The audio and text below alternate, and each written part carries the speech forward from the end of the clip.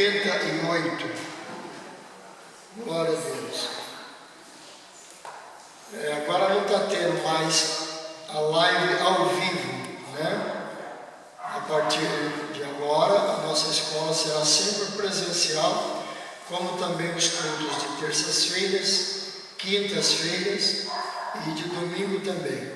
Nós continuamos gravando apenas para depois lançar no YouTube para revermos ou coisa dessa natureza. Mas, a bem da verdade, a oportunidade de nós voltarmos a congregar presencialmente, claro, respeitando aí algumas restrições, mas o importante é estarmos louvando e adorando a Deus, né? O hino de número 88. Vamos louvar a Deus juntos? É um dos hinos sugeridos pela nossa lição de hoje, lição de número 10, cujo tema da lição é Atravessando a Crise com Perseverança, né? Então, é dessa forma que nós vamos vencer essa crise, com perseverança. Louvemos a Deus. Jesus, meu Rei, Mestre e Senhor, o teu amor revela a mim, enquanto eu aqui viver, até eu ver da vida ao fim. Revela a nós, Senhor, Jesus, meu Salvador, as maravilhas mil no teu divino amor, e comerás louvor, fervente gratidão. Eleva a ti, Jesus, Senhor, o nosso coração, as bênçãos mil do teu amor, qual esplendor me cercarão, o teu olhar será, Jesus, a grata luz do coração. Revela a nós, Senhor, Jesus, meu Salvador, as maravilhas mil do teu divino amor, e converás louvor, fervente gratidão. Eleva a ti, Jesus, Senhor, o nosso coração.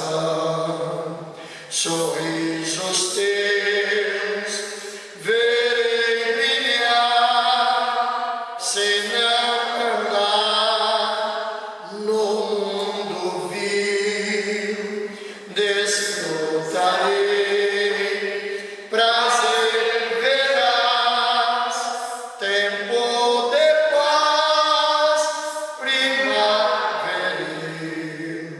Revela a nós, Senhor, Jesus, meu Salvador, as maravilhas mil do teu divino amor, e converás louvor, fervente gratidão. Eleva a ti, Jesus, Senhor, o nosso coração. E quando for no céu morar e descansar dos dias meus, feliz viver, receberei de ti, meu Rei, meu Santo Deus. Revela a nós, Senhor, Jesus, meu Salvador, as maravilhas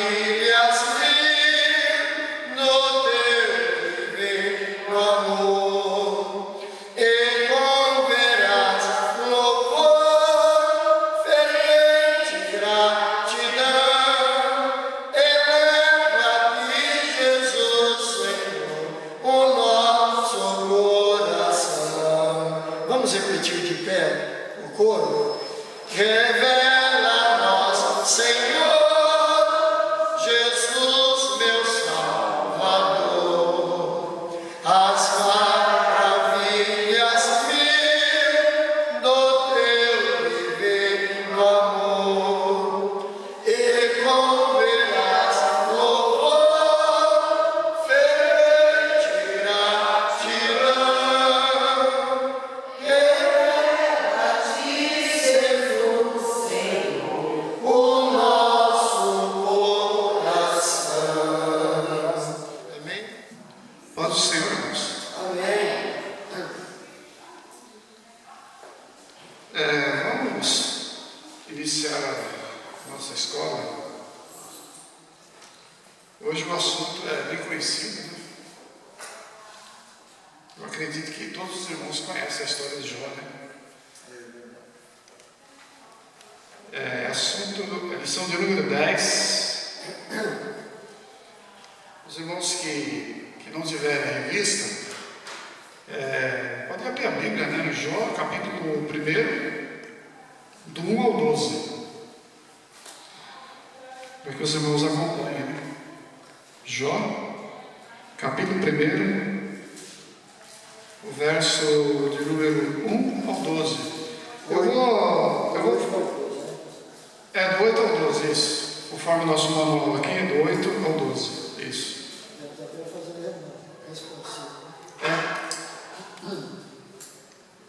Então diz assim o texto nessa manhã, irmãos.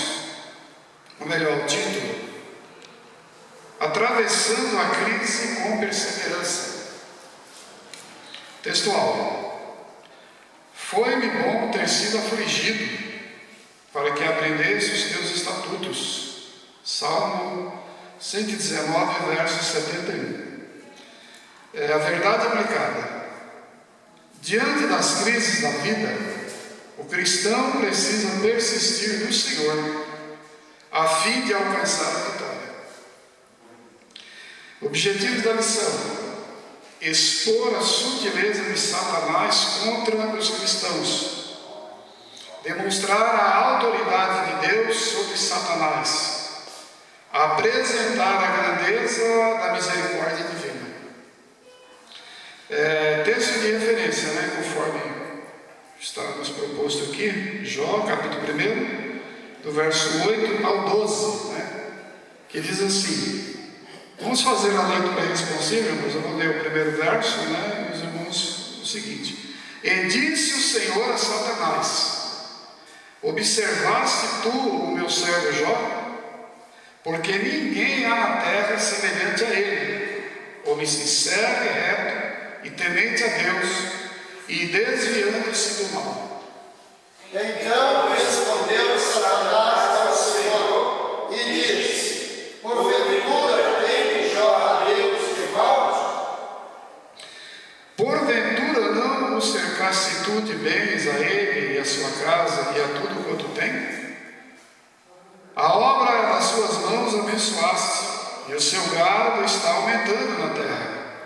Mas estende a tua mão e toca-lhe em tudo quanto tem, e verás se não blasfema de ti na tua face.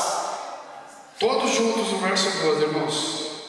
E disse o Senhor a Satanás: Eis que tudo quanto tem com a mão, somente contra ele não estenderás tua mão. E Satanás saiu da presença do Senhor. Louvado seja Deus. Irmãos, vamos orar ao Senhor, para que Deus venha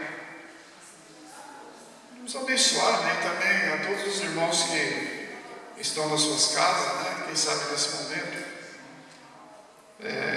encontrando dificuldade para regressar, né, às suas atividades religiosas, para que Deus venha tirar todo o empecilho e embaraço em nome de Jesus. Senhor Deus, mais uma vez na tua presença, nos colocamos, elevamos as nossas Senhor, clamamos a Ti no nome santo de Jesus, agradecendo a Ti por esse privilégio e oportunidade, a qual o Senhor nos despertou nessa manhã e nos trouxe até aqui, Senhor, para aprendermos a Tua palavra. Senhor, que haja edificação, exortação e consolação, e que também, Senhor, os teus servos possam sair daqui agraciados e diferentes, impactados com a tua palavra, em nome de Jesus. Também pedimos aos teus servos, Pai, que ainda não reuniram forças espirituais suficientes para se dispor a vir à igreja, Senhor. Ó Deus, toma nas tuas mãos a cada um, alcança eles e estimula-nos para a glória do teu nome. Amém. Os irmãos podem sentar, irmãos.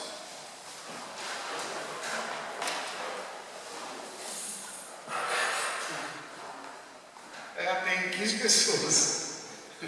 Eu falei para o pastor que hoje teria umas 20 aqui. Já está aproximando, né, Jesus?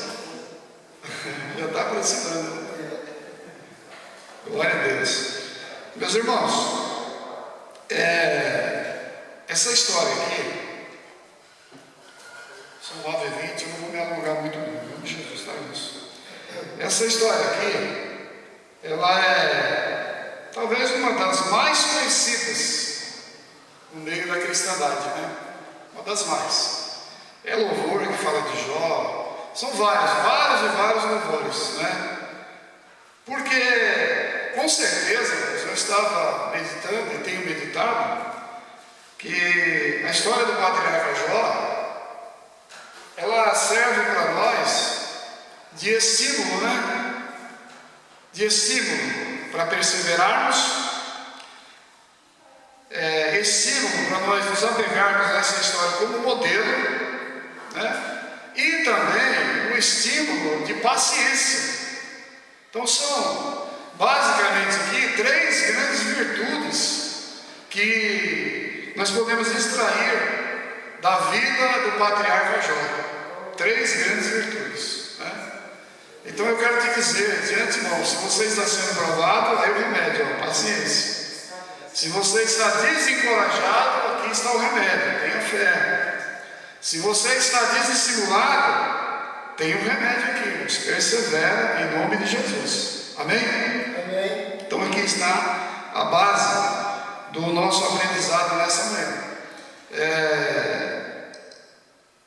Eu já li várias vezes essa parte introdutória, e por incrível que pareça, irmãos, eu estava me questionando a mim mesmo essa semana com relação à crítica literária, pastor. A crítica literária.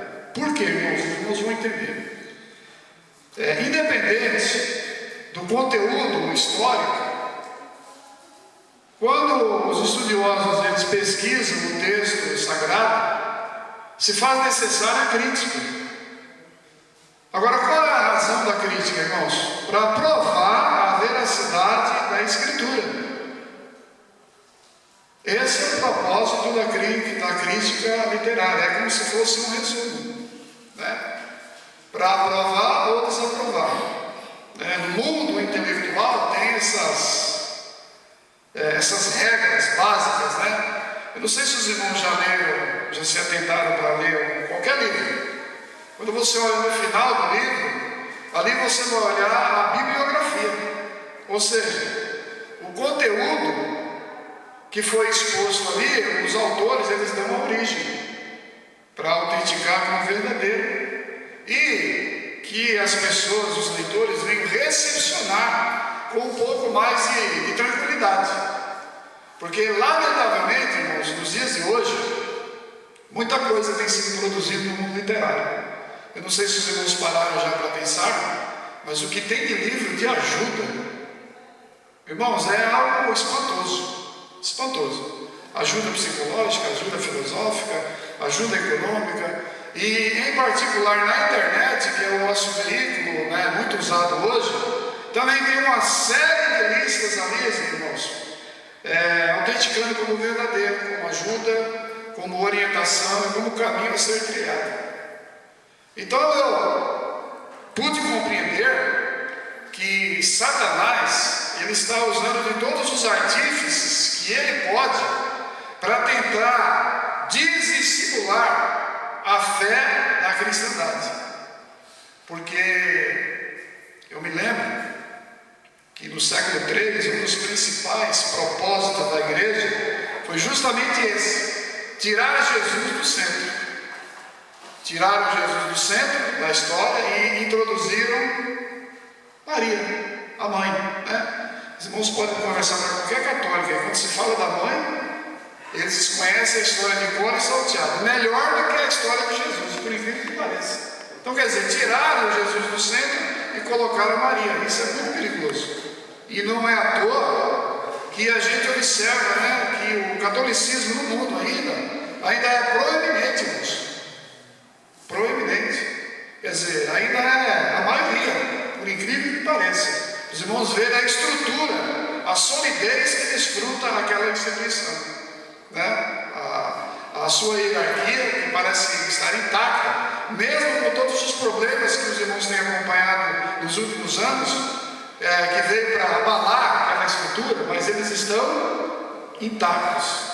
Eles permanecem como majoritários no campo da religião. Tá? Outro detalhe, irmãos, que nós precisamos prestar muita atenção também nos dias de hoje, é com relação à palavra. A palavra. Em algumas igrejas,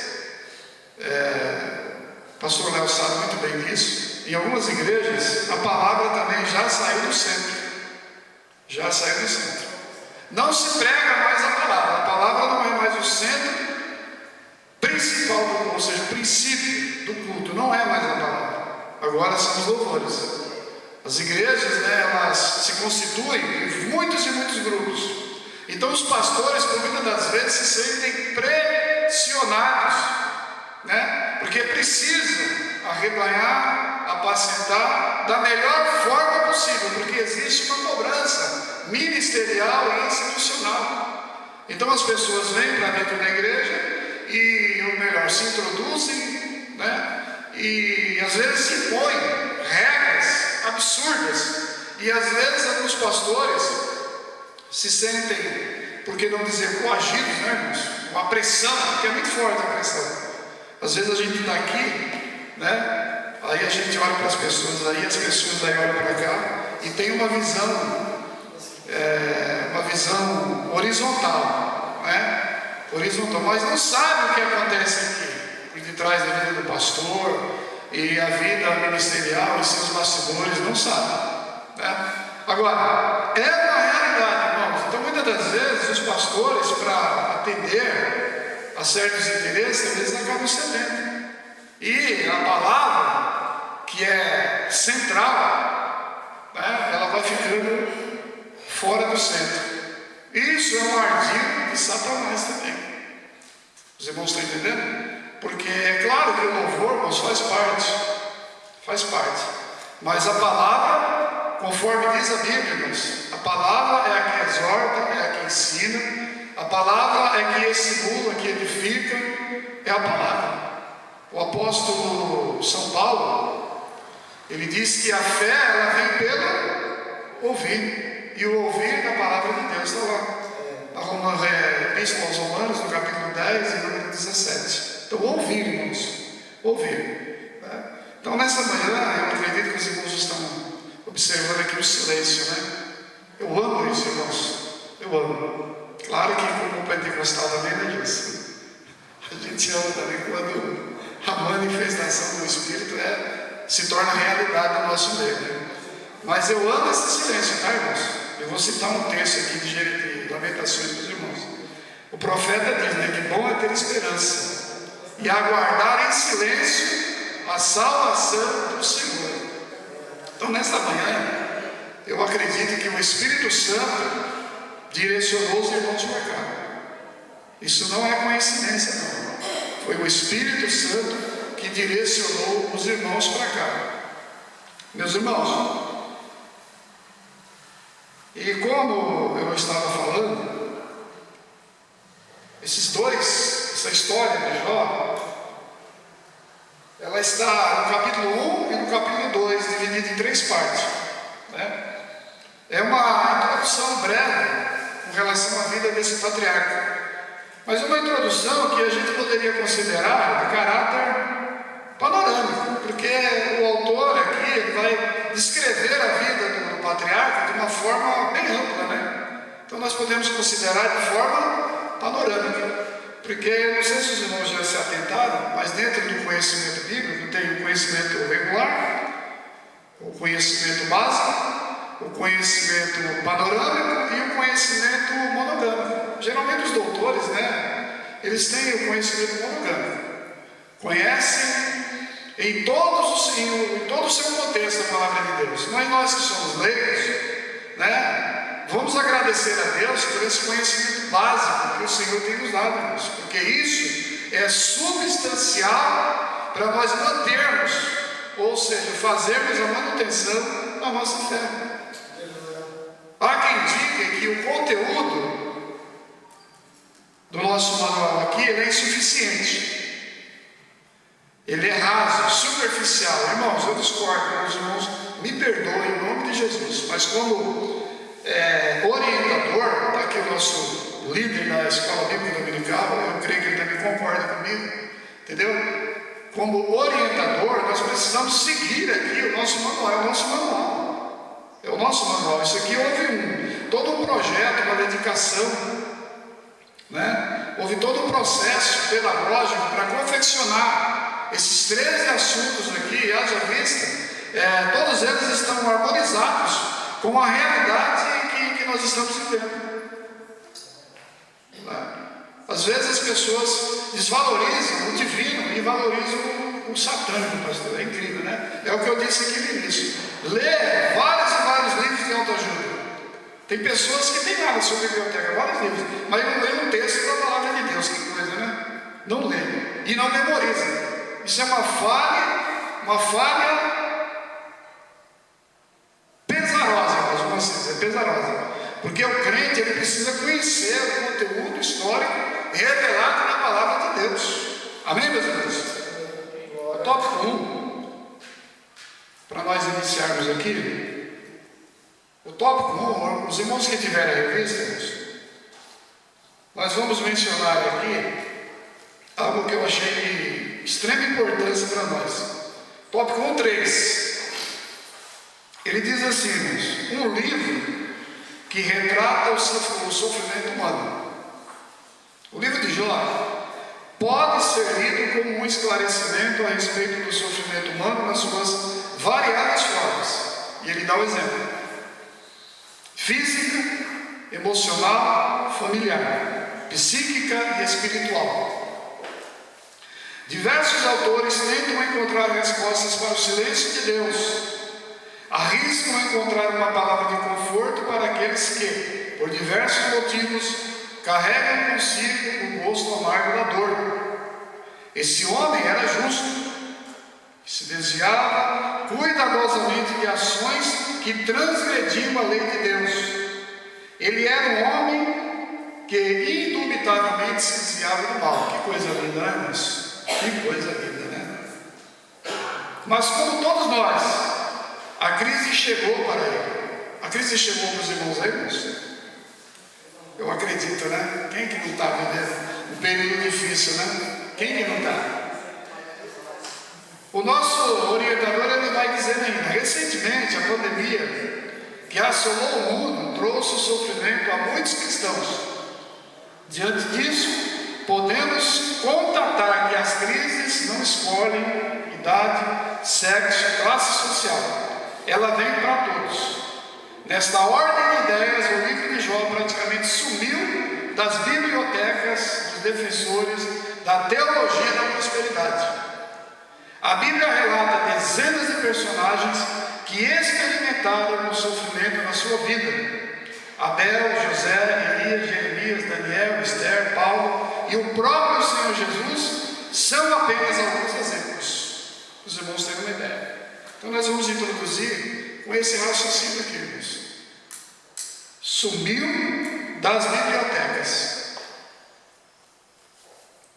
os livros, né, de teologia e prosperidade. É aquilo que eu disse aqui no início. Livros de autoajuda. E a teologia da prosperidade, a partir da década de 1970, ela vai produzir muito conteúdo literário relacionado à teologia da prosperidade.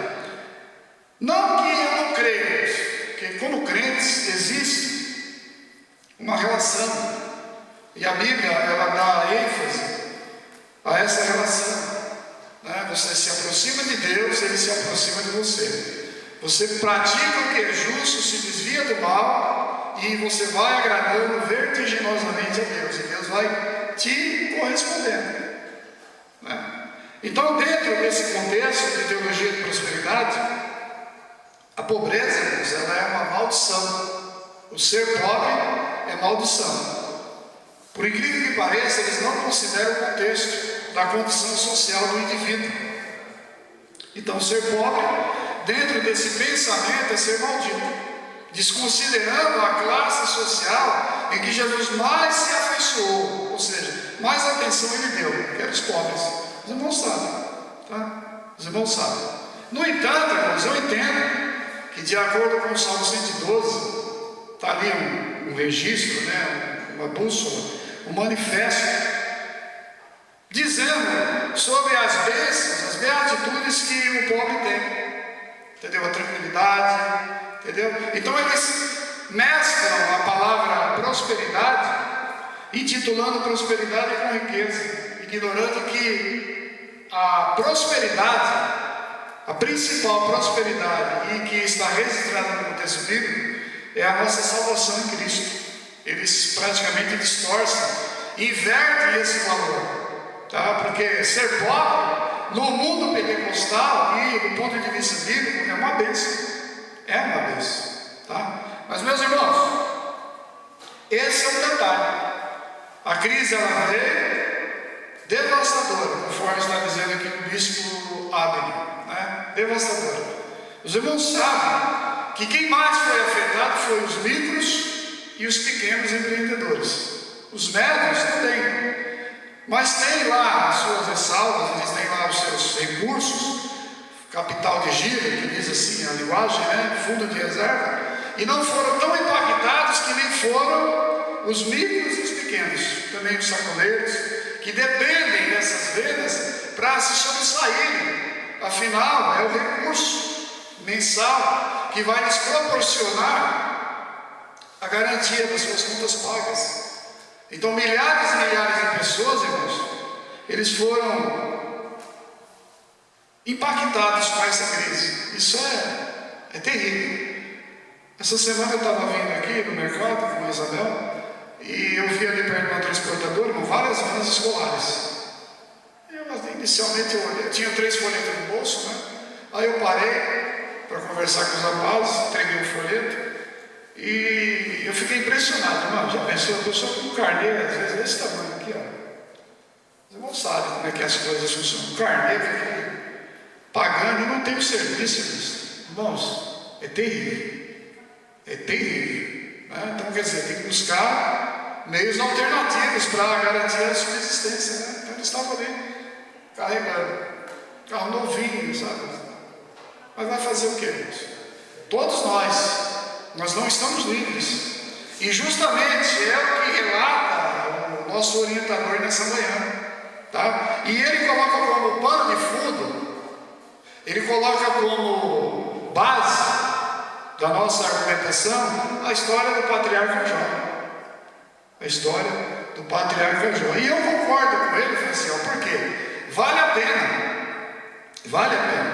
Embora a crítica, né, dos mais céticos não concordem, porque existem teólogos, para os irmãos terem uma ideia, que eles não concordam com a aceitação do livro de Jó no cânon sagrado. Eles não concordam, porque alegam dizer que o livro de Jó é fictício e folclórico.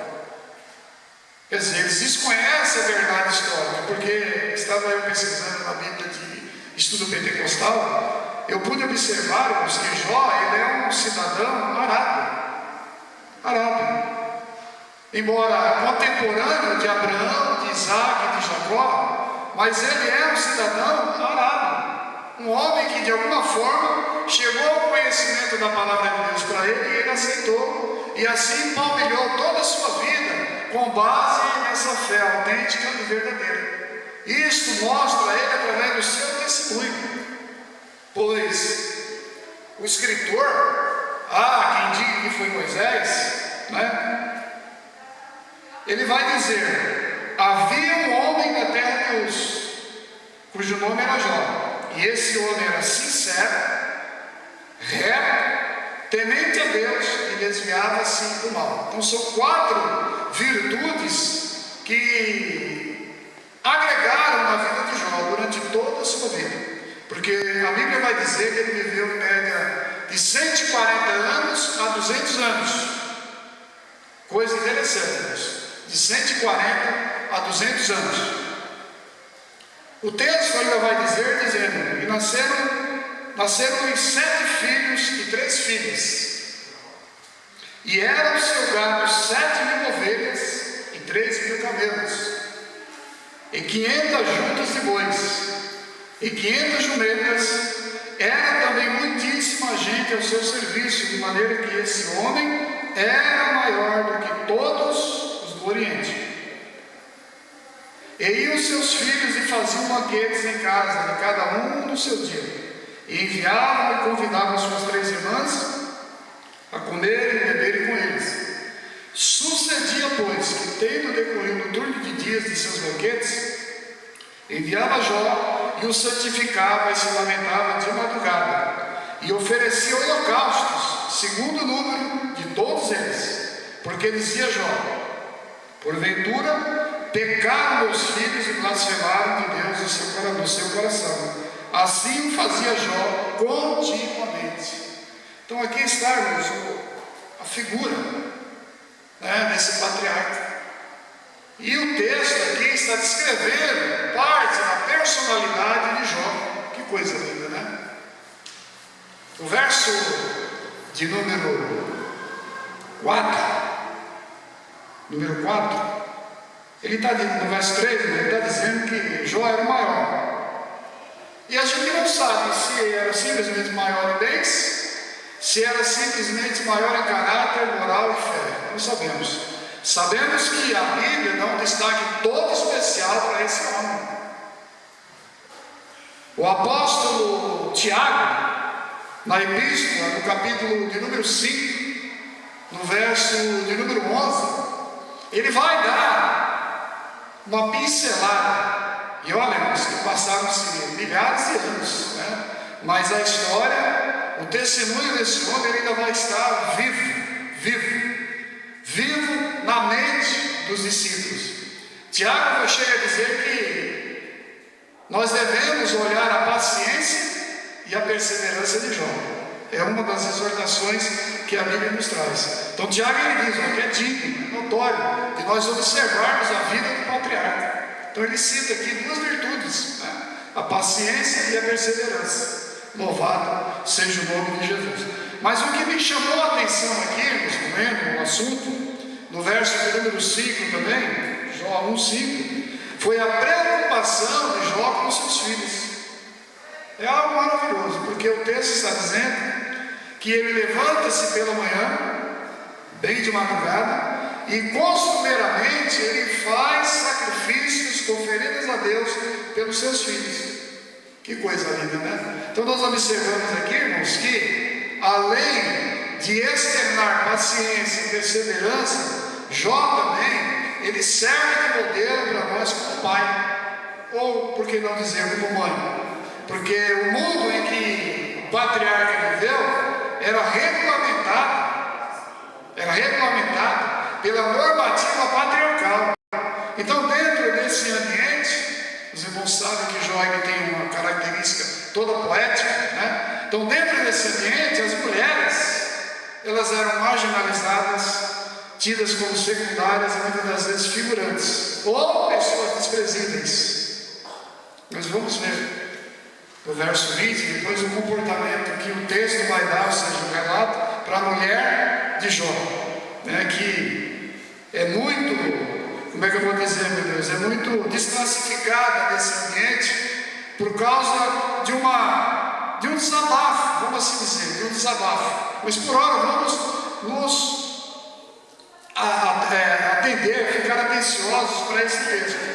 O apóstolo São Paulo, irmãos, no capítulo de número 5, no verso 8, da epístola aos Romanos, a Timóteo, na primeira carta, ele vai dizer-nos que nós devemos dispensar cuidados com os nossos familiares. Porque se nós não temos como princípio esses cuidados, essas atenções com os nossos familiares, nós estamos correndo um sério risco a negar a fé. A negar a fé. E nos tornamos, conforme diz a orientação do apóstolo, pior do que os infiéis. Então aqui nós observamos o quê?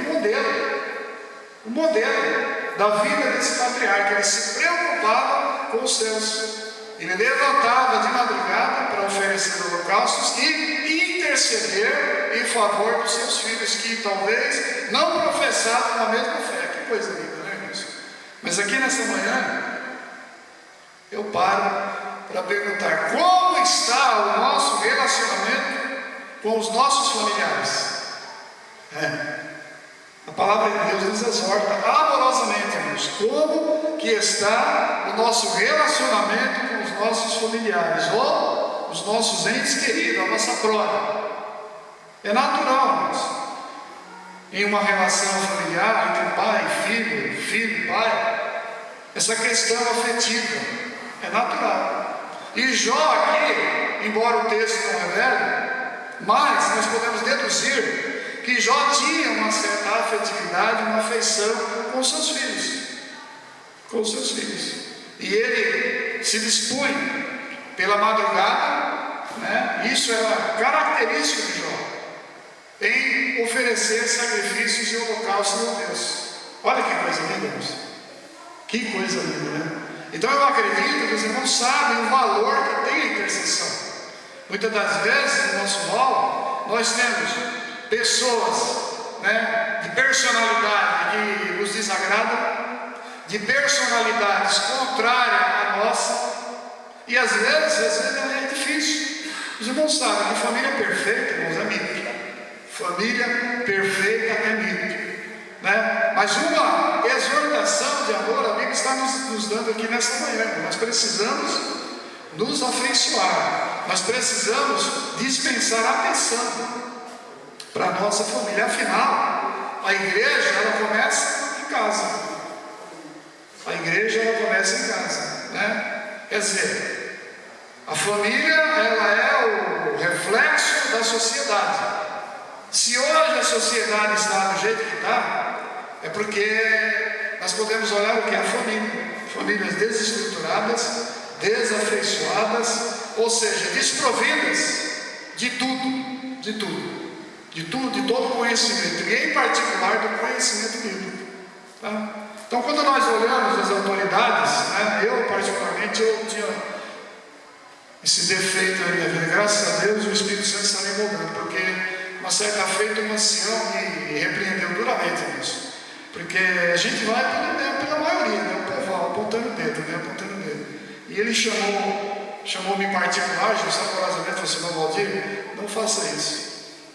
Porque a mídia influencia, a internet influencia, o WhatsApp influencia.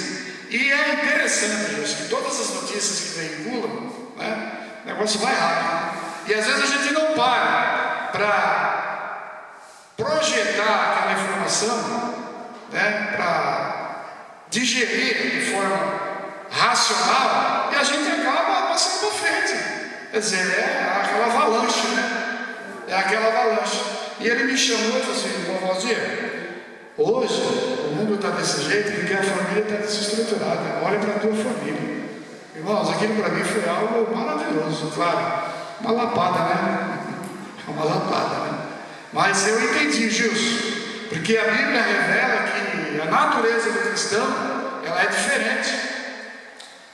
O apóstolo São Paulo escrevendo a Timóteo, na primeira carta, no capítulo 1, capítulo 2, verso 24 e 25, ele diz que ao servo do Senhor não convém contender. Olha isso, não convém contender, mas sim ser manso, apto para ensinar, sofredor. Oh meu Deus, irmão, é complicado. O padrão que a palavra de Deus estabelece é um padrão de excelência. E quantas desavenças, irmãos, nós vivemos no seio familiar? Quantos conflitos? Quantos pleitos, até mesmo na justiça? Está dentro da família.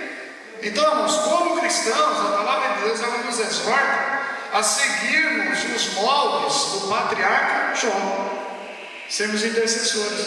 Mas aí me pergunta, meu Valdir, não é fácil mesmo. A Bíblia diz que o reino de Deus, muitas das vezes, ele tem que ser tomado à força. Porque é interessante, irmãos, as pessoas, eles não querem a Deus.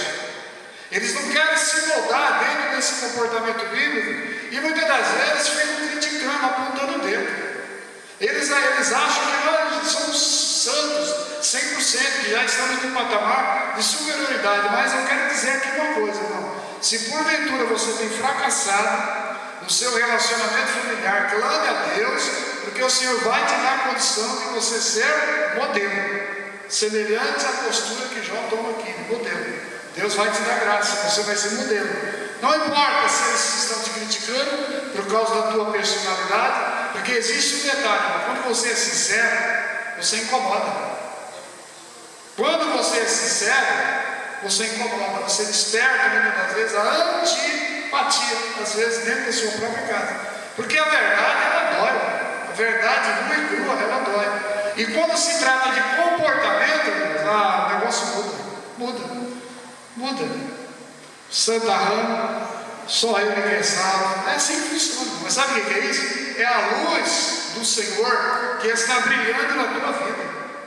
Louvado seja o nome de Jesus. Então, a palavra de Deus nessa manhã, ela está dizendo aqui por intermédio do modelo do patriarca Jó, né? Siga, persevere. Se o ambiente está desfavorável, siga e persevere. Se tiver que mudar, que mudem eles, mas você permaneça da maneira que Deus se colocou, em nome de Jesus. Amém, meus irmãos? É assim que funciona dentro das famílias, tá? Eu também tenho família, viu? Mas é assim. Quando você procura se aproximar um pouquinho mais de Deus, o negócio começa a ficar apertando, justo. Apertando. E você desperta. Antipatia é a luz. Sabe por quê, irmãos? Está dentro aqui, ó, do relato. Satanás, ele é invejoso, irmãos. Satanás, ele é invejoso. Nós vamos ver aqui, na segunda parte do capítulo 1. Invejoso. Né? Então a inveja é oriunda do maligno. Então, se você sofre com esse problema, não se desespere.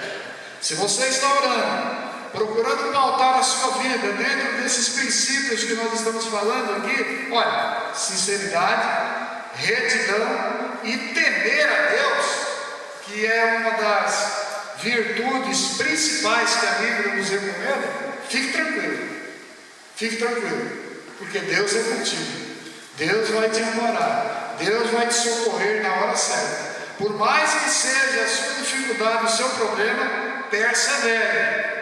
Não desanime, não se afaste da presença de Deus, porque Deus vai te conceder aquilo que deseja o teu coração. Em nome de Jesus. Irmãos, o verso número 8, os irmãos verem o ardil de Satanás. A Bíblia diz que, a partir do verso 6, diz assim: e vindo um dia em que os filhos de Deus vieram apresentar-se perante o Senhor, veio também Satanás entre eles. Então o Senhor disse a Satanás: de onde vens? E Satanás respondeu ao Senhor e disse: de rodear a terra para passar por ela. O desocupado é terrível, né, Jesus? De rodear a terra e passar por ela, não tem um compromisso.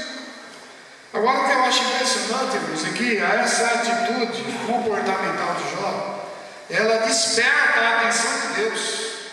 Olha que coisa linda. Você sabia que o teu comportamento desperta a atenção de Deus? Você sabia? É maravilhoso, irmãos.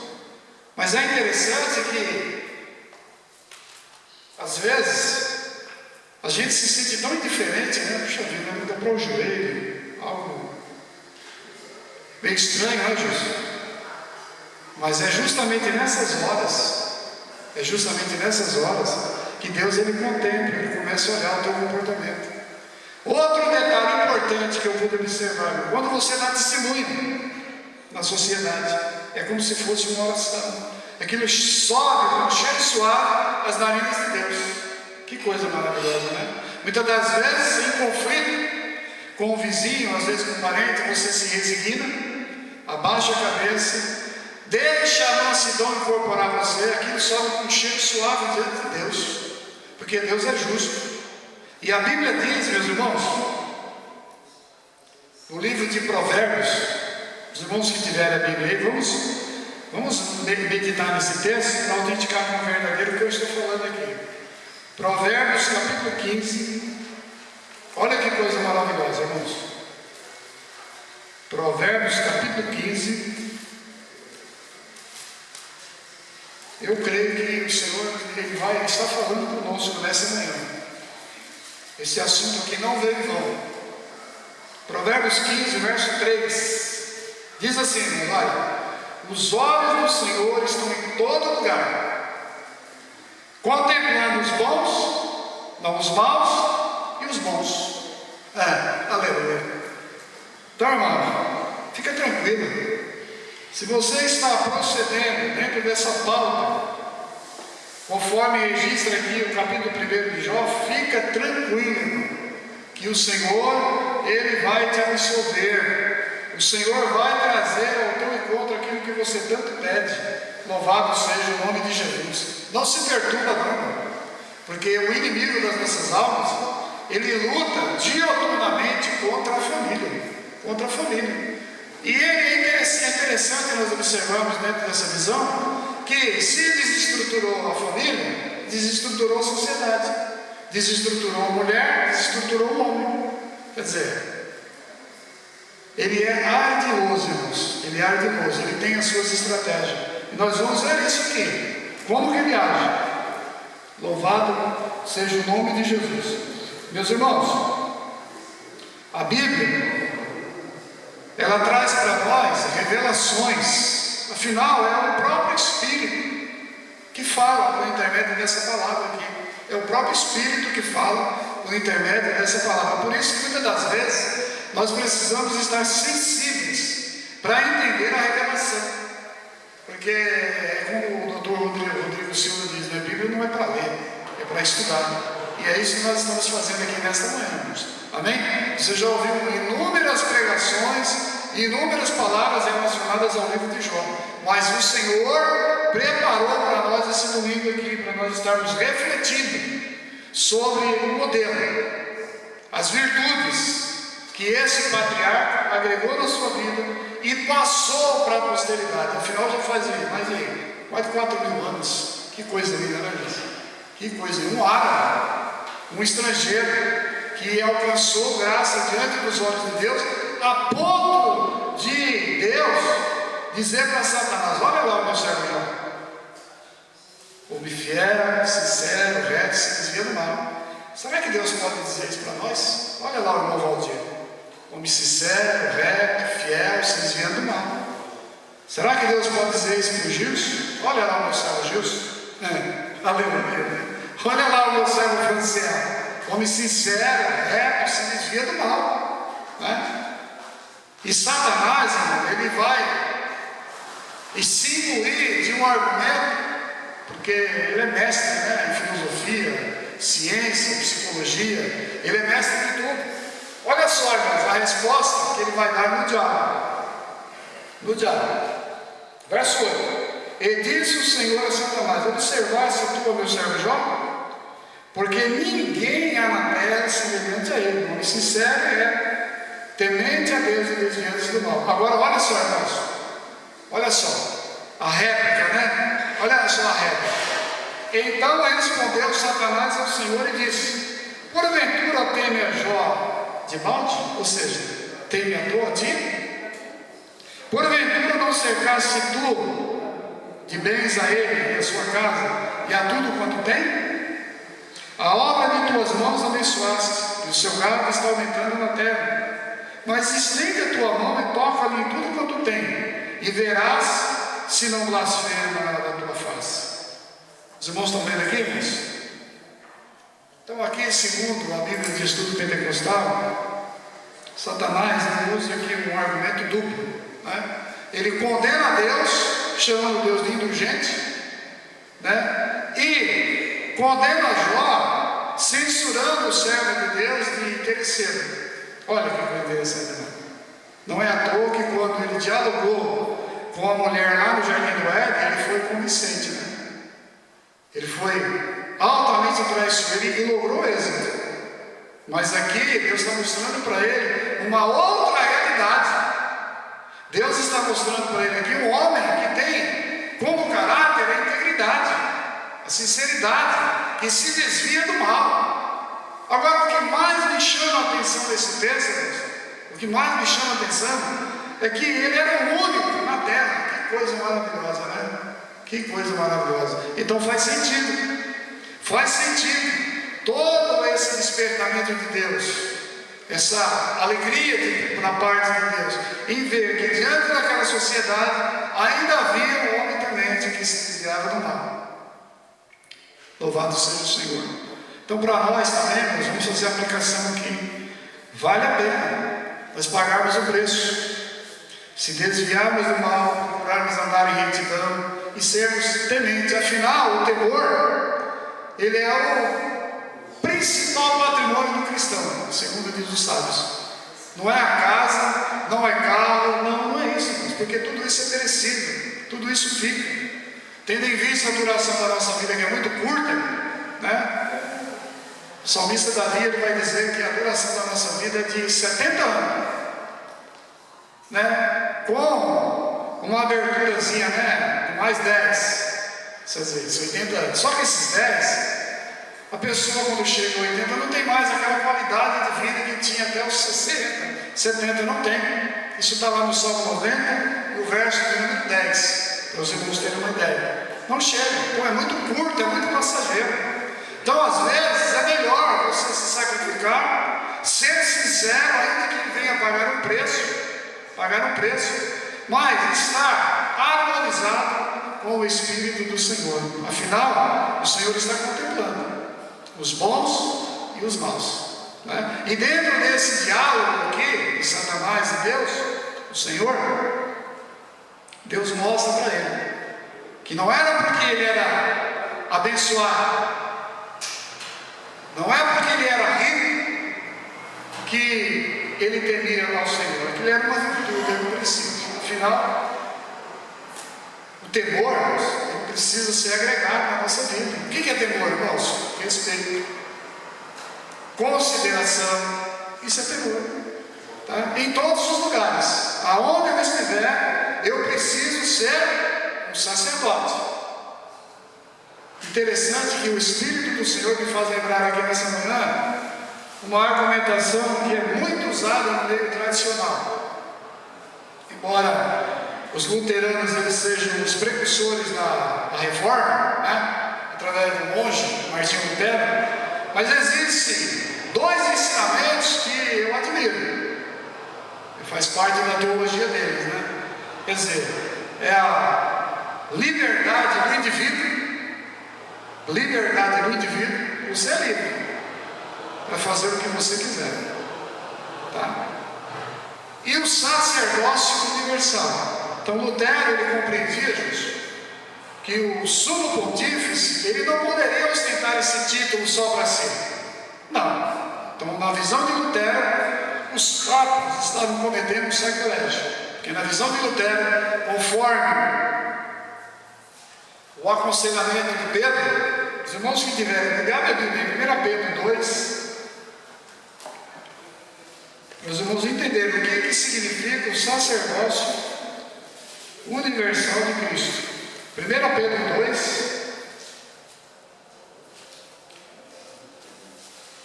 Então aqui cai por terra também, mas às vezes que nós não compreendemos, né? Às vezes a gente critica os irmãos e às vezes se dedicam de forma regular a vir na igreja no domingo, né? A gente critica o domingueiro aí. A gente erra também, viu, gente? Tá? Tiago, Pedro 2, verso 9. Nós vamos achar?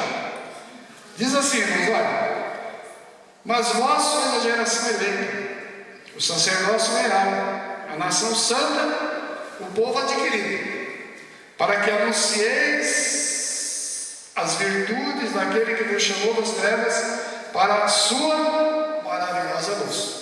Está aqui, irmãos. Então, esse texto aqui, ele é de cunho, de cabeceira, dos tradicionais, em particular dos presbiterianos, batistas, metodistas, wesleyanianos, russitas, enfim, congregacionais. Esse texto aqui, eles valorizam ao pé da letra disso. Por quê? Porque, na verdade, irmãos, é isso que o Senhor espera de nós, semelhante à atitude de João, sacerdote. Aonde estiver, eu preciso ser um representante central de Cristo, através da minha conduta, o sacerdote. Então, essa concepção católica, ela prevalece até hoje. Ela prevalece até hoje. O sumo pontífice, ou os padres, os bispos, eles fazem parte da estrutura, da hierarquia. Isso é intocável.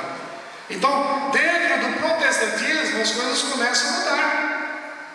E para melhor. Eu quero crer assim, para melhor. Por quê? Nós precisamos ter essa similaridade com a palavra de Deus. Entender como que deve ser o meu comportamento. O que vai agradar a Cristo e o que vai desagradar. O que vai agregar e o que vai desagregar. Isso vai nortear a minha mente.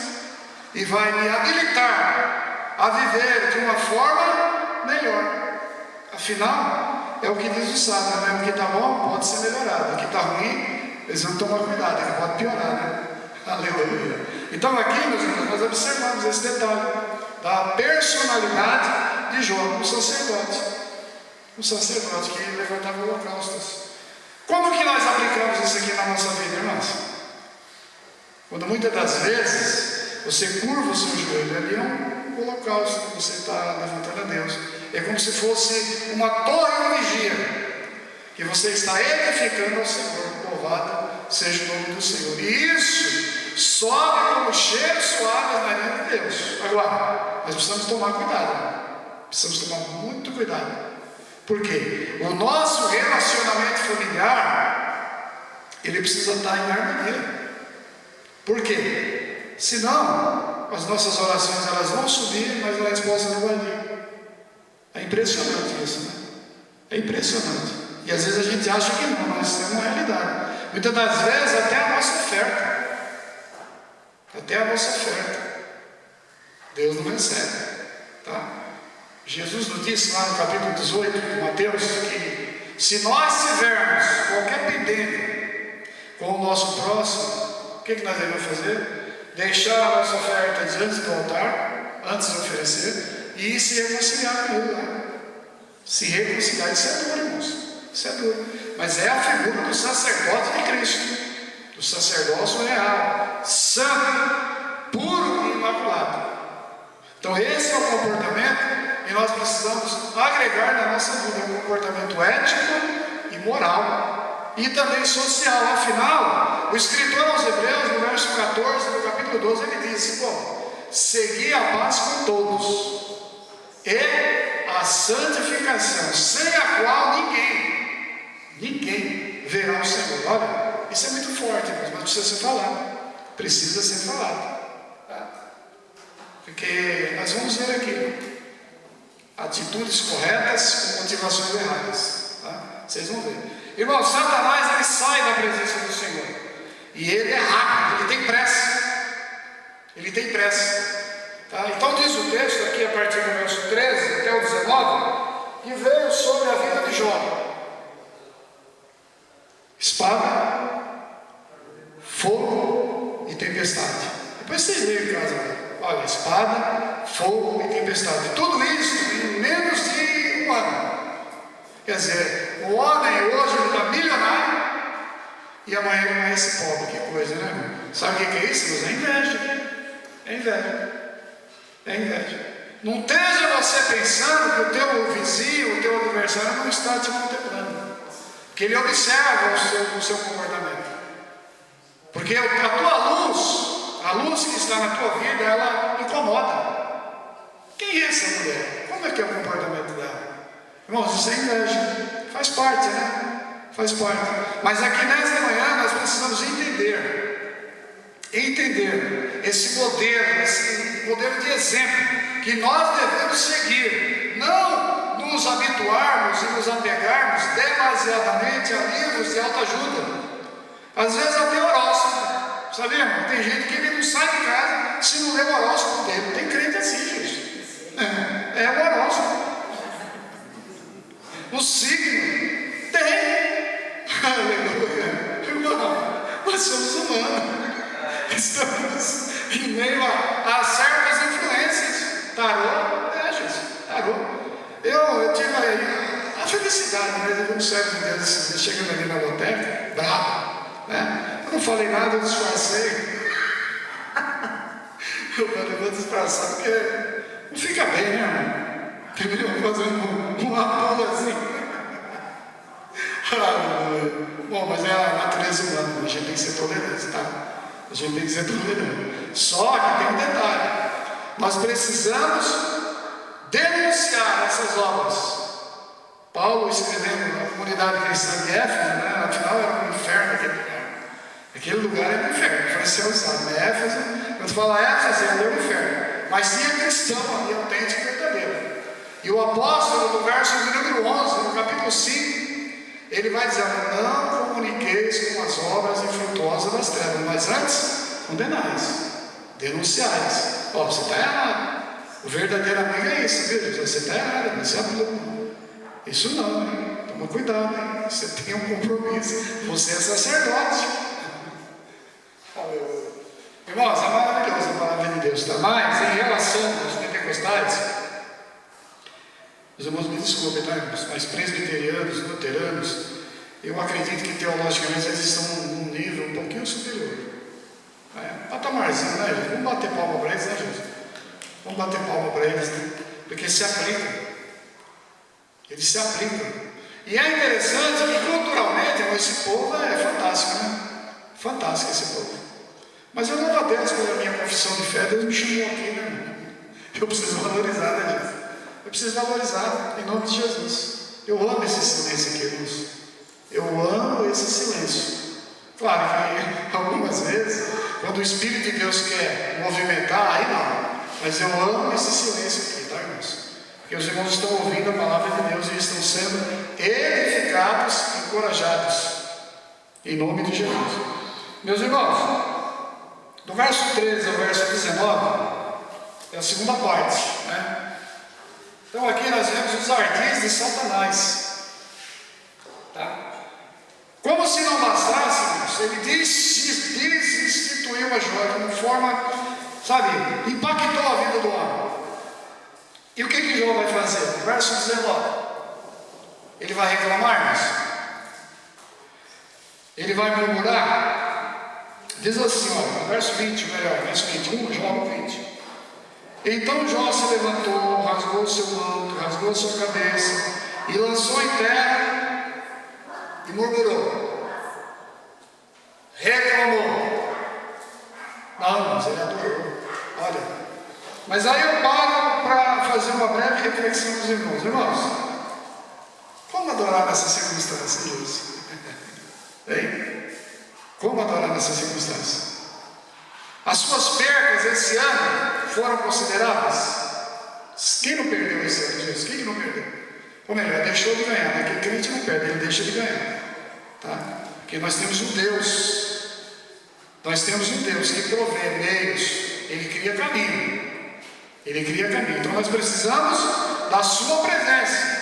Precisamos adorar. Inclusive na quinta-feira, você não estava aqui, mas o Espírito de Deus bradou aqui na palavra, tá?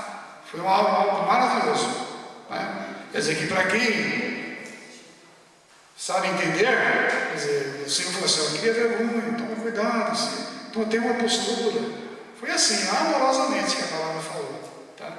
Então, meus irmãos, ele adorou, olha que coisa interessante. E nós vamos ver aqui uma grande diferença, irmãos, entre o verso 20 e o verso 10 do Jó. Ele censura sua esposa. Então aqui é o diálogo, né, entre marido e mulher.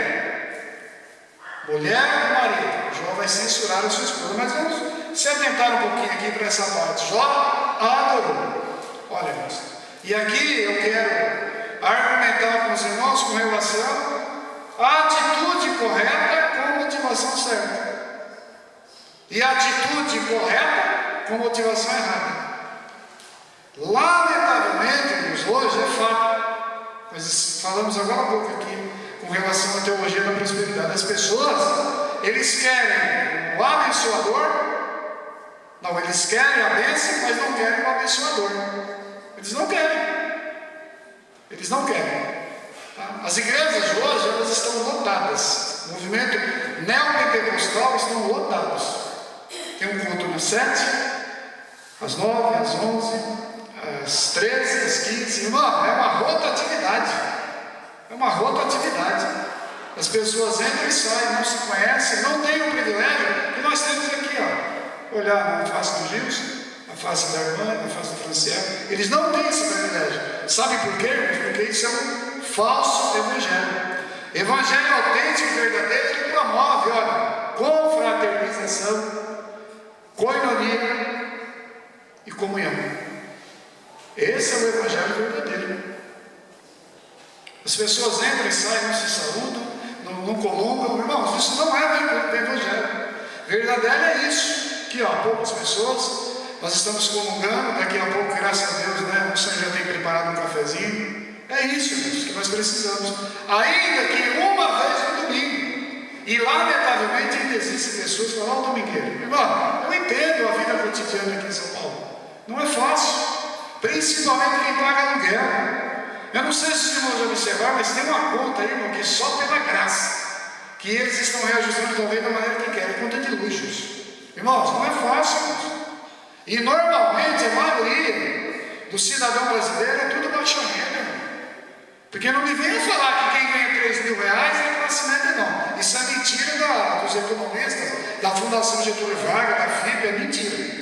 É baixa renda, 3 mil reais é baixa renda, salvo alguns que não pagam aluguel, que são abençoados. Mas quem não paga aluguel é uma bênção maravilhosa, né? Agora eu vou falar uma coisa aqui. Se eu pagasse aluguel, irmão, já tinha arrumado um cantinho aí na prefeitura aí, colocaram uma cerca. Isso aqui é meu. E não é fácil, tá? Não é fácil. E justamente nesse período agora, né, que muitos tiveram que entregar. Repartir, ou seja, dividir espaço com o familiar, né? Que coisa, né? Irmão, é difícil, irmão. É difícil, tá? Eu, particularmente, eu tenho uma natureza que eu gosto muito de sossego. Som mediano, regula o tom, sabe? Pisar maneiro. Não é fácil você conviver em comunidade e família, não, Jesus. Não é fácil, né? Não é fácil. Mas vamos orar, Deus dá graça. Em nome de Jesus. Irmãos, a adoração autêntica e verdadeira. Eu falei aqui de motivação correta e atitude certa. Vamos tomar como exemplo aqui nessa manhã a mulher samaritana, que ela tinha uma atitude até correta, mas a sua motivação estava errada, gente. Vamos ver? João capítulo 4, o verso de número 20 até o 24. Os irmãos que têm Bíblia aí, por favor, para a gente entender o que é a motivação correta e a atitude correta e motivação errada. João capítulo 4. Louvado seja o Senhor. Diz assim, irmãos, nossos pais adoraram nesse monte, e vós dizeis que é em Jerusalém o lugar onde se deve adorar. Disse-lhe Jesus, mulher, crê-me que a hora vem em que nem nesse monte nem em Jerusalém adorareis o Pai. Vós adorareis o que não sabeis, mas adoramos o que sabemos, porque a salvação vem dos judeus. Mas a hora vem, e agora é, em que os verdadeiros adoradores adorarão o Pai em espírito e em verdade. Porque o Pai procura a tais que assim o adoram. Olha que coisa linda. Se contextualizando com Provérbios 15:3, né, que nós já lemos aqui, né? Deus é espírito, e importa que os que o adoram em espírito e em verdade. Aleluia. E a mulher ainda vai dizer aqui, no verso 27, verso 25, a mulher disse, eu sei que o Messias, que se chama Cristo, vem, e quando ele vier, nos anunciará tudo. Olha que coisa linda. Então, o que nós vemos aqui, irmãos? Ela tinha uma atitude religiosa maravilhosa, mas a motivação dela estava incorreta. E não é assim no nosso meio? Não é assim, irmãos? Os irmãos me permitam exortar com amor. Não é assim? Eu vou na igreja porque Deus tem algo para me dar. Ele não quer um compromisso com Cristo. Ele quer se beneficiar de alguma forma. A atitude em vir à igreja está corretíssima. Eu vou na oração. Mas ele chega aqui, ele não se amolda ao padrão. Ele desvirtua sua mente. Interessante que no diálogo que Jesus teve com essa mulher, ela se mostrou uma mulher conhecedora das Escrituras.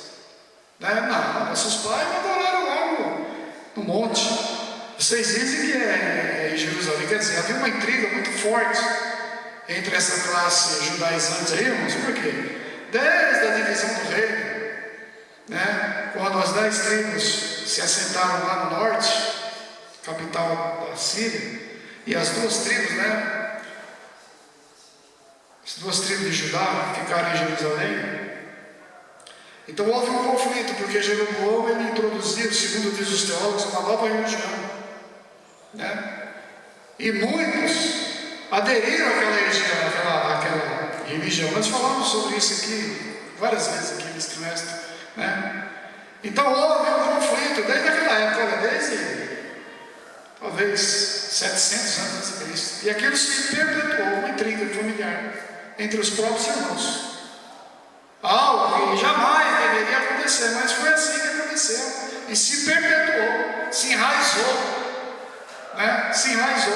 Então nessa manhã aqui, irmãos, eu quero gentilmente dizer pelo Espírito de Deus, se existe alguma raizinha de amargura brotando no seio familiar, não deixe não, irmãos, porque isso pode se perpetuar e impedir a tua adoração. Jó, ao receber a notícia, ele nos mostrou a motivação correta. Não foi reclamar, não foi se maldizer, não foi se lamentar, ele adorou. Olha que coisa linda. Isso é adoração, irmãos. Ele adorou. Contrário àquela mulher que se dizia uma adoradora, mas Jesus reprova a sua vida moral, porque ela já estava passando pelo 5º relacionamento. 5º relacionamento. Jesus falou: vai lá, chama teu marido. E ela, nessa parte, ela foi totalmente sincera, Eu não tenho marido, Senhor. Quer dizer, tu conhece a minha carência, eu tenho uma afeição, eu tenho uma carência. E Jesus entendeu ela. Que coisa linda, irmão? O diálogo. Não precisou gritar, não precisou esbravejar, Vai me essa água para beber?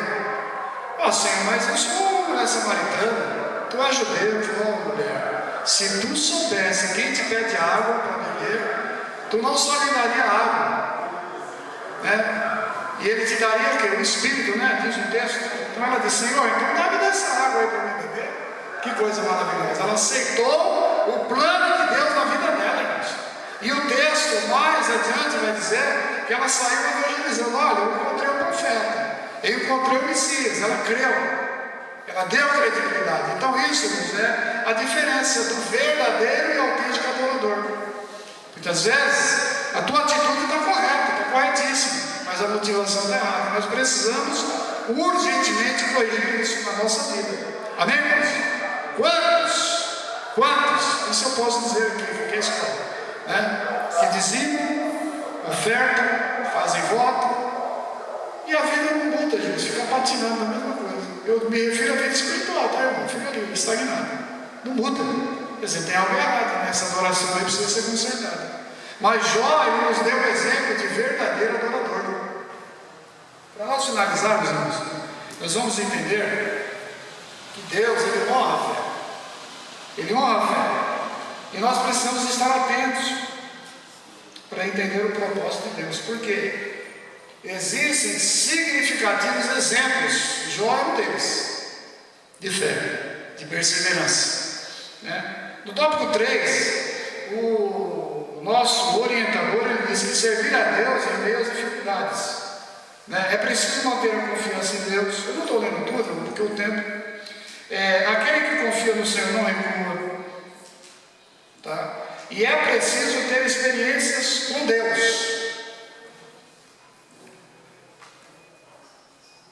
Verso de número 10. Jó capítulo 2, verso 10. Irmãos, nessa primeira investida, Satanás ele trouxe espada, fogo e vento. Mas Jó estava firme. Aleluia. Inclusive o Senhor Jesus ele disse, né, que todo aquele que edificou a sua casa sobre a rocha, isso está lá no capítulo 7, verso 24, né? Ele é semelhante ao homem, né? Ou seja, todo aquele que escuta essas minhas palavras e as põe em prática, ele é semelhante ao homem que edifica a sua casa sobre a rocha. Que veio o vento, rios, soprou a tempestade, mas a casa não caiu, ela permaneceu firme. Por quê? Um verdadeiro adorador. Verdadeiro adorador. Tem a atitude correta e a motivação certa. Amém, meus irmãos? Mas vamos ver lá, no verso número 10, 2:10, Jó 2:10. Por 2 vezes Satanás se apresentou diante do Senhor, irmãos. Isso está lá no verso 6, capítulo 1, e no verso 3 aqui do capítulo 2, né? Satanás feriu a Jó com uma chaga maligna, ou coisa infernal, né? E Deus falou, não, só não toque na vida dele. Quer dizer, o bem, ou seja, o mal, ele está operando por permissão de Deus. Por permissão de Deus. Às vezes nós não entendemos. Mas lendo esses dias em casa, o profeta Isaías, no capítulo 45, no verso número 7, eu pude compreender, irmãos, que até mesmo o inimigo das nossas almas, ele só age de acordo com a permissão divina. Isaías 45, o versículo número 7, o profeta diz assim, irmãos, olha, eu formo a luz e crio as trevas, eu faço a paz e crio o mal, o Senhor, faço todas essas coisas. Então aqui nós compreendemos, irmãos, que Satanás estava agindo de acordo com a permissão de Deus. Havia um diálogo, e Deus estava provando para Satanás que o seu servo Jó era fiel. E eu quero pela fé entendermos que se você estiver sendo provado, passando por essa adversidade, eu quero entender que Deus está se agradando de você por causa da sua atitude fiel, a sua postura, a sua atitude correta e a sua motivação certa em vir adorá-lo aqui nesse lugar, em nome de Jesus. E saiba de uma coisa, tudo isso vai passar, pois afinal o sábio ele diz, né, que não há bem que dure para sempre, e nem mal que dure eternamente. Em nossas vidas há estações, tem um tempo, tudo passa. No capítulo 8, verso 6, o sábio, escrevendo o Eclesiastes, ele vai dizer que para todo propósito aqui debaixo da terra, há tempo e modo. Então talvez você tenha se questionado, mas por que tudo isso, Senhor, na minha vida? Não se questione, não, só adore. Adore porque o Senhor é na tua vida, em nome de Jesus. Mas meus irmãos, eu não poderia deixar aqui escapar essa oportunidade que nós estamos tendo de fazer uma breve reflexão com relação à postura da mulher de Jó. Uma mulher que é muito demonizada no meio cristão, por causa da sua atitude, né?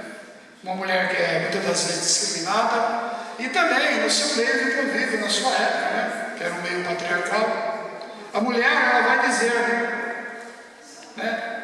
No verso 9, no capítulo 2, ele vai dizer assim, então sua mulher lhe disse, ainda retens a tua sinceridade? Amaldiçoa a Deus e morre. Isso é muito forte, né, meus?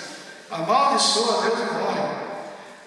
Porque convenhamos, irmãos, ela viu o seu pobre marido ali, entre as cinzas, se coçando com carne, um homem rico, e que se devoltava a Deus de forma sincera, com integridade. Irmão, acho que a mente dela, ela entrou em paranoia. E não é assim que acontece, gente, conosco? Muitas das vezes a gente olha os vizinhos, né? Às vezes pessoas que não têm nenhum tipo de compromisso com Deus, ou seja, descomprometidas, né? E você vê a vida dela, parece que vai de 20 e pouco, é uma maravilha, né? Não é assim que funciona, irmãos? Já prestaram atenção? Vai de 20 e pouco, e você vem para a igreja, ora, você dizima, você oferta, você consagra, se desvia do mal, e você fica, sabe, a gente fica chocado com o que acontece, né? Porque se existe algo para chamar a atenção, é carro. Oh, irmão, você vê o camarada chegando com um carro. Nossa, meu Deus do céu, vai pra céu. Eu mesmo, às vezes, eu passo na loja, tem um veículo que às vezes eu passo na loja, eu fico olhando, e parece que eu vejo assim na minha mente, assim, na minha voz, ele falando, me leve, me leve. Não é assim, meu? Com as irmãs também, né? Você vai no shopping, quer coisa boa? Vai no shopping para você ver. E há quem diga que é ruim no shopping, tá? Eu não estou incentivando o consumismo, não, tá, irmão? Mas não é bom, você chega ali, você vê aquela coisa. Ah, que coisa maravilhosa. Você fala, Senhor, por que é tanta essa roupa? Você jejua, você ora. E você vê, com todo respeito, né? O infeliz do vizinho, né? Desfilando, né? Ai, oh Deus, né? Mas não faz isso não, tá, irmão? Nessa manhã, o Espírito do Senhor está nos mostrando aqui a realidade, tá? Adora por aquilo que Ele é, não por aquilo que Ele pode fazer para você. Ou por aquilo que Ele tem, não. Adora, em nome de Jesus, tá? Irmãos, para nós finalizarmos, é gostoso a palavra de Deus, irmãos. É uma bênção maravilhosa. E esse exemplo aqui, esses diálogos, eles servem para a posteridade. Estão servindo para nós aqui hoje. Mas existe um mistério que a palavra de Deus, ela sempre está se renovando, sempre está se renovando, não tem jeito. Tá? Olha, no verso 10, Jó disse, né? Mas ele lhe disse, como fala qualquer doido, assim falas tudo. Receberemos o bem de Deus e não receberemos o mal? Em tudo isso não pecou Jó com seus lábios. Eu estava refletindo aqui sobre os diferentes níveis de fé. É meio complexo, né? Porque quando você olha para determinada pessoa, indivíduo, cristão, membro de qualquer denominação, por mais bem fardado que ele esteja, mais bem ornamentado, você não consegue detectar o nível de fé, você vê a aparência. Você não consegue. Agora, uma das grandes verdades, irmãos, é que todos nós recebemos uma medida de fé. Isso está lá no verso 3, no capítulo 12, né, da Epístola que Paulo escreveu aos Romanos. Todos nós recebemos uma medida. Todos nós temos de Deus. Todos nós temos. Não adianta. E o apóstolo escrevendo também a comunidade cristã de Éfeso, se eu não me engano, no capítulo 1, verso 3, ele diz que nós já fomos abençoados com toda a sorte de bênçãos nas regiões celestiais. Já fomos. E às vezes eu me questiono, Senhor, mas ele está lá. Aquele cara está lá. Está lá me chamando, me leve. Mas eu creio, em nome de Jesus, que um dia, tá? Em nome de Jesus, porque é algo interessante, irmão. A gente vai no Nordeste, você vê aquela de um lado a extrema pobreza. Mas de outro, a gente vê um contraste. O povo só quer carro lá. Você só vê S10, você não vê carro. Eu fico, meu Deus, onde é que está a pobreza aqui? Onde que está a pobreza aqui, né? Não dá um nó na nossa mente? Não? O povo não quer, só quer S10. Tudo bem, eu entendo, né? Que o ambiente é mais quente, precisa de um ar-condicionado, precisa de um conforto, né? Mas, irmão, vamos nos atentar aqui para a palavra, que diz assim, olha. Receberemos o bem de Deus e não receberemos o mal? Pô, irmão, que coisa linda, hein? Que maturidade! E é isso que Deus quer fazer na nossa vida. Um dos principais ensinamentos de Jesus, irmão, está ligado com esse texto aqui. No verso 23 do capítulo 9, o Senhor Jesus ele escreveu, né? Isso de acordo com o relato de Lucas, né? Que um cristão, ele precisa se atentar para esses três conceitos, olha: abnegação, desprendimento e renúncia. Mas vai viver isso aí, porque lamentavelmente hoje, os cristãos me parece que são modelos de apego, né? De acúmulo. Olha hoje aqui, por exemplo.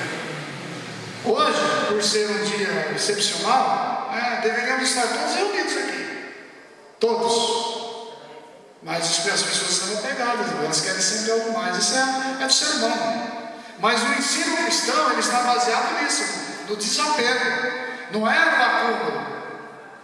Tá? Tanto é que, quando se fala em dinheiro, irmão, sempre é insuficiente, né? Sempre quer mais, quer mais, quer mais, quer mais, né?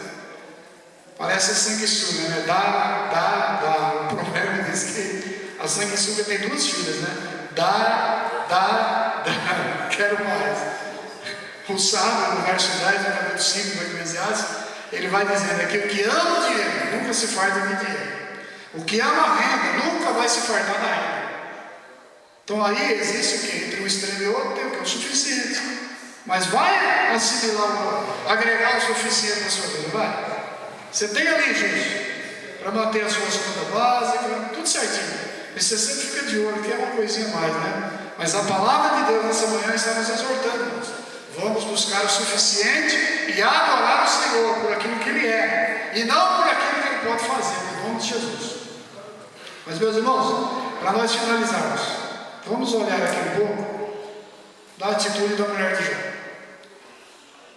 Irmão, ela tinha 7 filhos e 3 filhas. E Jó está falando que ela é uma louca. Você fala como uma louca, tudo bem. O nível de fé dela está inferiorizado em relação ao nível do patriarca. Mas ele foi tão rudimentar, isso é uma visão minha, tá, irmão? Uma visão minha, foi tão rudimentar, como fala uma louca, irmão. E eu estava refletindo aqui, eu falei assim: não tem misericórdia. A mulher tinha dado para ele 7 filhos e 3 filhas. Irmão, imagine você, imagine você conceber 10 filhos, tratá-los, dispensar afeição, e num determinado momento você vê os 10 caixões na sua frente. Irmão, como que seria a nossa reação? Ô irmão, é endoidar, né? Irmão, é um sentimento pesaroso. Imagine você, irmãos, eu acredito que todos nós já tivemos aqui sentimento de perda. Eu, particularmente, nunca vou esquecer. No dia em que fomos no velório do meu pai, não. É difícil. É difícil você ver um ente querido seu ali, alguém que sempre dialogou, que te aconselhou, mas agora você vê ele lá e você sabe que nunca mais vai poder vê-lo. Foi arrancado da sua vida abruptamente, porque a morte, irmãos, ela traz essa realidade, ela vem confrontar a nossa realidade existencial. Nós vamos morrer, tá? Mas imagine, os irmãos, uma pessoa amada, que você tanto amou, imagine aí, e que passou pela sua vida e morreu, e você teve a infelicidade de ir no velório. E vamos comparar com a vida dessa mulher. Irmão, não é fácil. Não é fácil. E ela ainda teve que suportar o desdém do marido.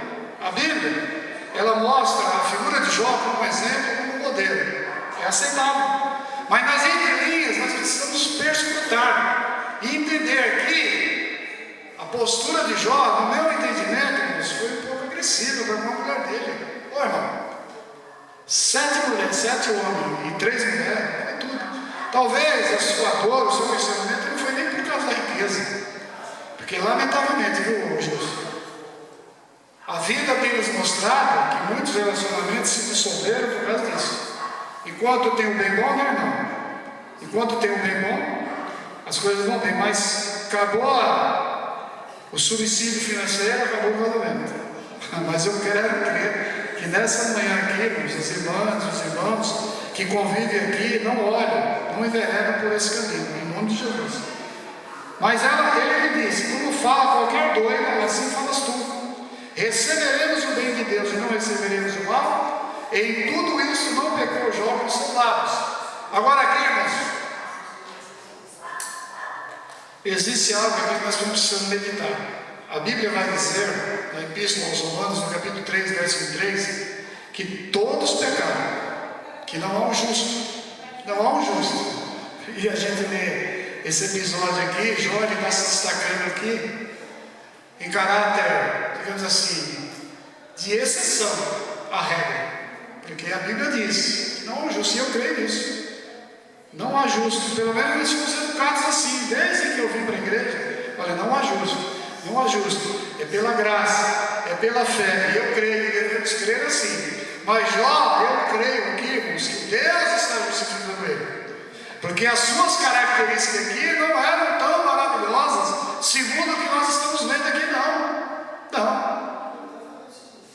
Porque ele não considerou, ele não dispensou afeto na hora que a sua esposa mais precisava. É uma realidade bíblica, irmão. Está aqui. Como fala uma louca, fala tudo. Quer dizer, ele não suavizou, né? Ele não suavizou. E eu aprendo aqui uma palavra, irmão. Inclusive eu fui criado no tempo do kardecismo. Eu acredito que alguém aqui, né? Você não sabe o que é o kardecismo? Os nossos pais não dispensavam afeto, não dispensavam carinho, tá? E a gente veio criado assim, foi criado nos trancos e barrancos. Tem muitos aqui, é o caso da Franciana. Só Jesus, né, irmão? Só Jesus. Mas eu quero dizer aqui uma coisa, um pouquinho de carinho, de afeto não faz mal para ninguém. Não faz mal para ninguém. Não é à toa que Jesus, ele conquistava com o afeto, principalmente as mulheres, né? Irmão, imagine você, um homem manso, humilde, quem que não quer ficar perto, né? Então o universo feminino, em detrimento do universo masculino, ele está moldado na emoção e o universo masculino na razão. Na razão, e tem que ser assim, deve ser assim. Mas nós olhamos aqui, se assim nós podemos dizer, me permita Deus, um pequeno detalhezinho da vida de Jó que ele deixou a desejar. Mas é por isso que eu amo a palavra de Deus, irmãos. Eu amo a palavra de Deus, porque ela não esconde nada, ela é transparente. Entendeu? Ela é transparente, olha aqui, ó. Ela é ética. E ela está mostrando uma realidade do grande servo de Deus. Amém, meus irmãos?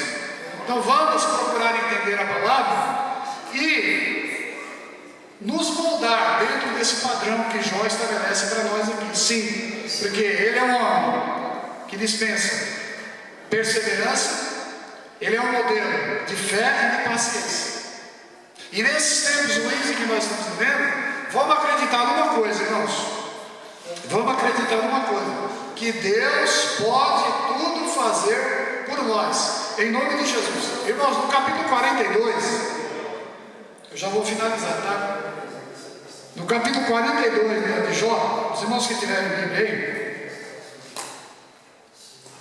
a partir do verso, para nós concluirmos, tá? Olha, Deus recompensa a fé, Deus honra a fé, a verdadeira e autêntica adoração. Deus honra a fé, Ele vai te recompensar, Ele vai trazer ao encontro aquilo que você deseja. Louvado seja o nome do Senhor.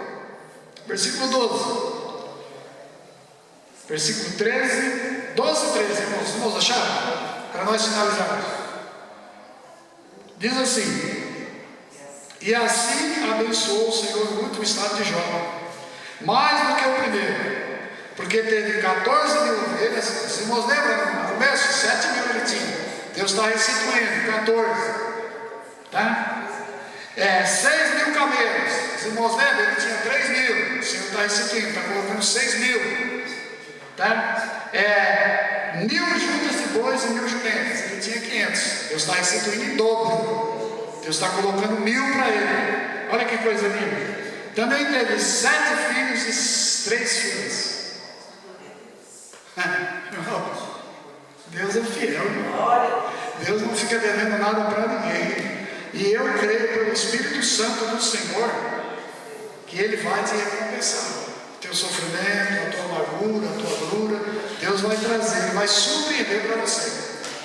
A epístola aos Efésios, capítulo 3, verso 22, o apóstolo ele diz assim, ó, que Deus é poderoso para fazer mais. Presta atenção, irmãos. Para fazer mais do que aquilo que nós imaginamos ou pensamos. Olha aqui, ó. Em meio a toda aquela turbulência, a mulher de Jó, que não tem nome, a história fez questão de registrar ela como anônima. É patriarcado, né, irmão? Difícil, né? As mulheres, meu Deus. Mas é necessário, tá, irmão? A normativa patriarcal é necessária, tá? Mas ela não imaginava. Ela não imaginava. Então, muitas das vezes é assim, irmãos. Nós às vezes falamos o que não sabemos, né? Então faz sentido o homem de Deus, desfrutar de uma estatura de fé e maturidade avantajada, falar daquela maneira também, tá? Como também errou, no meu entendimento, em não dispensar afeição para sua esposa, tá? E não dispensar afeição da sua esposa, porque como é sabido entre os irmãos, o sexo feminino é mais sensível, né? É mais sutil, quer dizer, o universo da mulher é totalmente emocional, né? É terrível, terrível. Tá discutindo com lá em casa às vezes? Quer consertar? Falou, bem, vamos lá no shopping lá, falou, nossa, acabou mesmo. Irmão, shopping é coisa boa, né, Jesus? Acabou o problema, tá? Acabou o problema.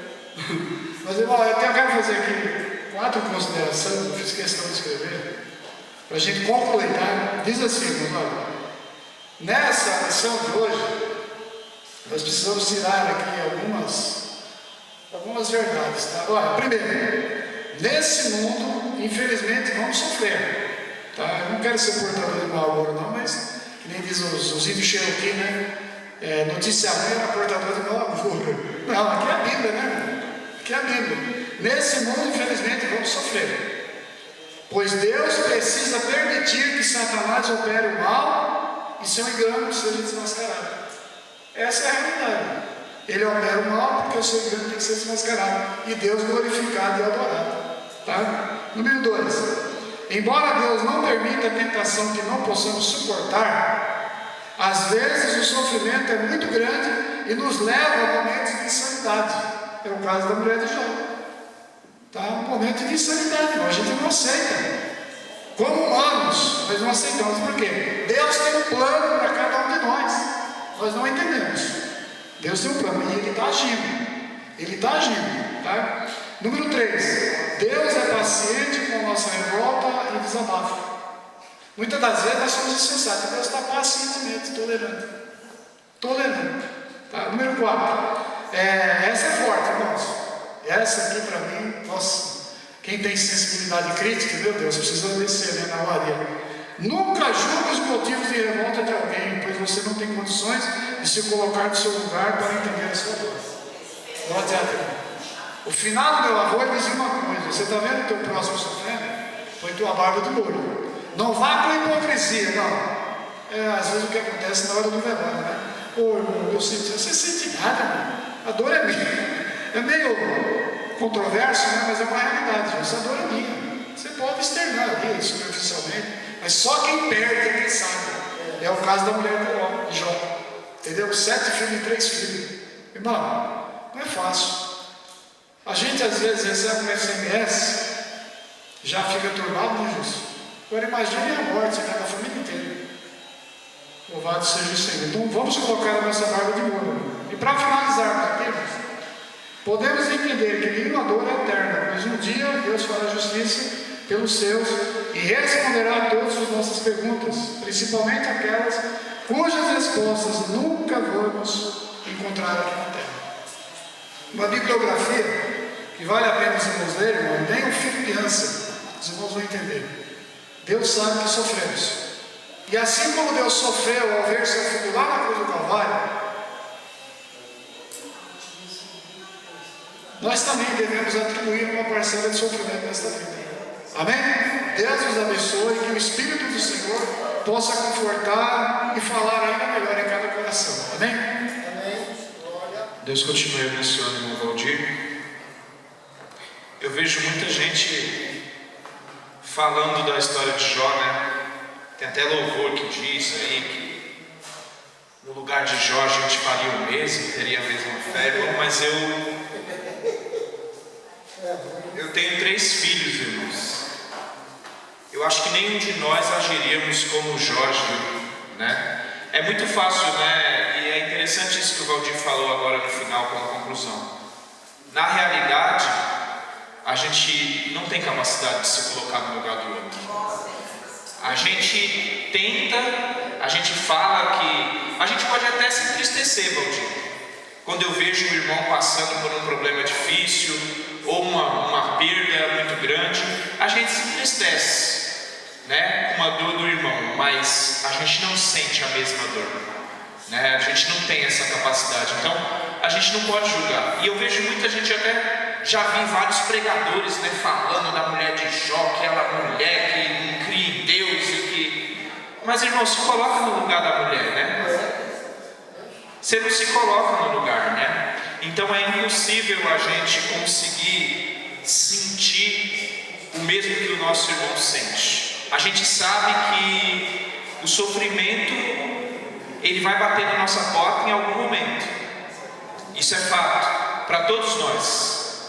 E o mais interessante de tudo isso é que a ciência diz que cada ser humano, e a Bíblia também corrobora isso, cada ser humano é um ser individual. Nós não somos iguais, né? E o legal de tudo isso, a gente saber que os seres humanos são individuais, é que eu não posso medir a minha dor e a minha reação pela reação dos irmãos e pela dor dos irmãos. Tem irmão, Deus dá uma estrutura para cada um resistir ao sofrimento, e a gente não pode julgar isso. Que Deus abençoe os irmãos. Eu queria só dizer que os trabalhos seguem-se normais. Nosso culto hoje às 18h45, né, pastor? Lembrando os irmãos que o culto não é transmitido mais pela live, correto, pastor? Não é transmitido pela live ao vivo, mas o culto está sendo gravado para ser postado aí posteriormente no canal, nosso canal do YouTube. Vamos ficar de pé, irmãos, vamos fazer uma oração? Tem ensaio da mocidade, Tati? Ensaio da mocidade. Maravilhoso Deus e eterno Pai, em nome do Teu Filho amado Jesus Cristo, Pai, eu quero Te agradecer. Eu quero Te louvar e adorar o Teu nome, Deus, porque o Senhor falou conosco através da Sua palavra, Pai. Deus, que a Tua palavra venha fazer morada no nosso coração, Deus, que ela possa, Senhor, produzir o efeito, Pai, e que nós possamos, Deus, entender, Senhor, através do Teu servo Jó, que mesmo em meio ao sofrimento, Pai, é possível nós continuarmos crendo em Ti.